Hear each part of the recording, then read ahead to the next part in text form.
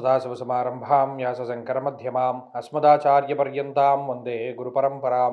జ్యోతిష్శాస్త్రాన్ని భావితరాల వారికి ప్రసాదించిన ఋషుల యొక్క పాదపద్మాలకి నమస్కారం చేసుకుంటూ, అలాగే నాకు ఈ జ్యోతిష విద్యను నేర్పిన గురువర్యులు జ్యోతిష బ్రహ్మ కీర్తిశేషులు శ్రీ ఈరంకి సూర్యనారాయణమూర్తి గారు, సూర్యశ్రీ దైవజ్ఞ గారి యొక్క పాదపద్మాలకి నమస్కారం చేసుకుంటూ, ఓం శ్రీ మహాగణాధిపతి నమః, శ్రీ గురుభ్యో నమః, హరి ఓం. వీక్షకులందరికీ నమస్కారం.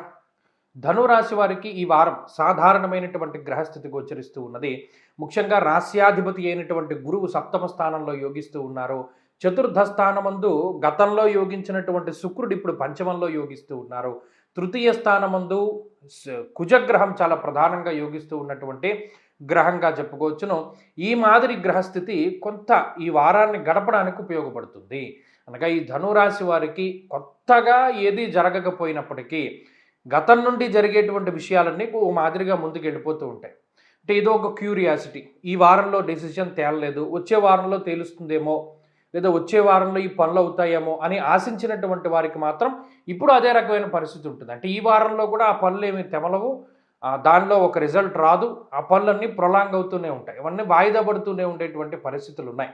గత వారంలో ఏ విధమైన వాతావరణం ఉన్నదో ఈ వారంలో అదే వాతావరణం ఉంటుంది తప్పితే కొత్తగా ఏదైనా జరుగుతుంది అని ఆశించినటువంటి వారికి మాత్రం ఆశాభంగం జరుగుతూ ఉంటుంది. కొత్తగా చెప్పుకోదగ్గ మార్పులు ఏమి కూడా ఈ వారంలో కనబడడం లేదు. కానీ ప్రధానంగా వీరి ఆలోచనల్లో మార్పు వస్తుంది. పంచమ స్థానమందు ఎప్పుడైతే శుక్రుని యొక్క సంచారము ఉంటుందో ఆలోచన తీరులో మార్పు వస్తుంది. గతంలో ఎవరితోనైనా మాట్లాడేటప్పుడు వారి మాటలకి మీరు ప్రతిస్పందించేటువంటి తీరు ఒకలా ఉంటుంది.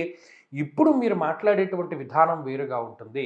చాలా కరెక్ట్గా సమాధానం చెప్తారు, పర్ఫెక్ట్గా మాట్లాడుతూ ఉంటారు. ఎంత తగ్గాలో అంత తగ్గుతూ ఉంటారు, ఎంతలా మాట్లాడాలో అంతలా మాట్లాడుతూ ఉంటారు. దానికి కారణం పంచమ స్థాన స్థితి శుక్రుడు. ఇక్కడ శుక్రుని యొక్క స్థితి చాలా ముఖ్యమైనటువంటిది. మన బుర్ర మీద ఆయన ఆధిపత్యం ఉన్నటువంటి రోజులన్నీ చాలా గొప్పగానే వెళుతూ ఉంటాయి.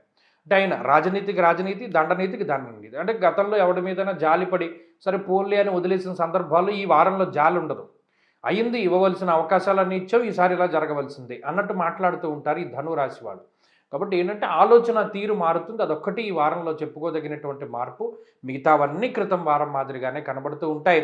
వృత్తి ఉద్యోగాల్లో పరిస్థితులు సాధారణంగా ఉన్నాయి. కుటుంబ సభ్యులతోటి ఉండేటువంటి పరిస్థితుల్లోనే కొంచెం మార్పులు వస్తూ ఉంటాయి.